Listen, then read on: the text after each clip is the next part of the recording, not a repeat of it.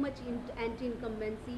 BJP looks like a forming government. What can be the reason behind it? अभी देखिए चुनावी नतीजे अभी पूरे आए नहीं हैं, पर जिस तरीके से जा रहा है उससे स्पष्ट हो रहा है कि इतनी एंटी इनकम्बेंसी के बावजूद भी भारतीय जनता पार्टी अगर सरकार बना रही है तो मैं सबसे पहले भारतीय जनता पार्टी को बधाई देना चाहूँगी कि उन्होंने ये कैंपेन अच्छे से लड़ा, जनता का विश्वास जीता हरियाणा में, डिस्पाइट एंगर वोट भी उन्हीं को गए, यानी विश्वास बनाए रखा कि बीजेपी में विश्वास बनाए रखा है।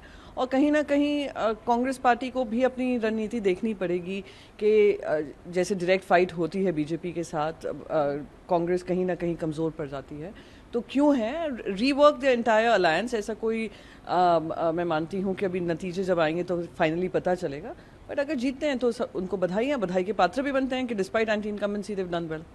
जयराम रमेश ने ट्वीट किया है, कहा है कि बीजेपी जो है एडमिनिस्ट्रेशन पे दबाव बनाने की कोशिश कर रही है, मिसलीडिंग ट्रेंड्स दिखाए जा रहे हैं, क्या कहेंगे? तो अगर इस तरीके का आई एम श्योर उनको कोई रिपोर्ट मिल रही होगी, और क्योंकि स्लो काउंटिंग भी बहुत चल रही है, जो नतीजे भी आ रहे हैं दे आर चेंजिंग और काफ़ी स्विंग्स भी हो रही है, तो इसलिए मैं इसको फाइनल आउटकम नहीं देख रही हूँ, रिजल्ट आते आते पता चलेगा।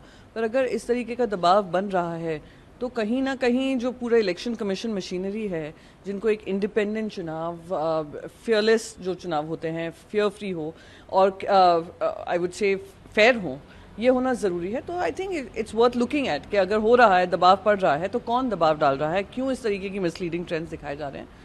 पर जो भी होगा अब जनता के सामने आ ही जाएगा कुछ घंटों में। मैम, स्वाति मालीवाल ने भी ट्वीट करा है और कहा मुझे मेरे ऊपर आरोप लगाए जाते थे, लेकिन आप देख सकते हैं आम आदमी पार्टी ने वोट काटने का काम किया। वो अपनी पार्टी के अंदर ही बात कर लें इस बारे में तो ज़्यादा ठीक रहेगा। आम आदमी पार्टी से वो खुद हैं, आम आदमी पार्टी पे ट्विटर पे आरोप लगा रही हैं, तो उम्मीद करती हूँ कि जो भी इनकी पार्टी के जो भी उनकी फीलिंग्स हैं, she will express it in the forum she should be rather than tweeting it. Ma'am, एक और सवाल, महाराष्ट्र में चुनाव हो रहे हैं, ऐसे में इसका महाराष्ट्र चुनाव पर कितना असर है? देखिए, महाराष्ट्र चुनाव जो हो रहे हैं वो उसके उन मुद्दों पे हो रहे हैं जो हरियाणा से बहुत अलग हैं।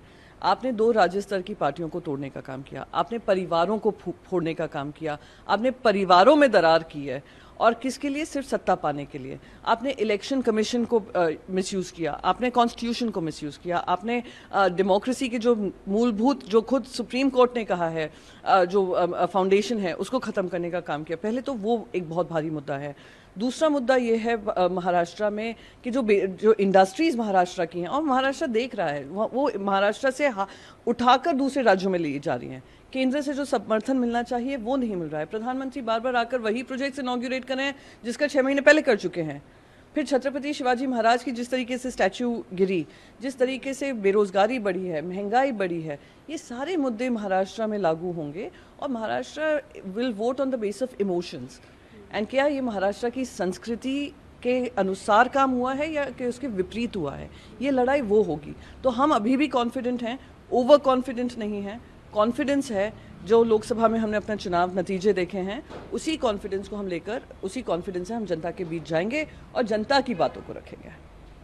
न्यूज नेशन अब व्हाट्सएप पर खबरों के ताजा अपडेट के लिए न्यूज नेशन के इस QR कोड को स्कैन करें।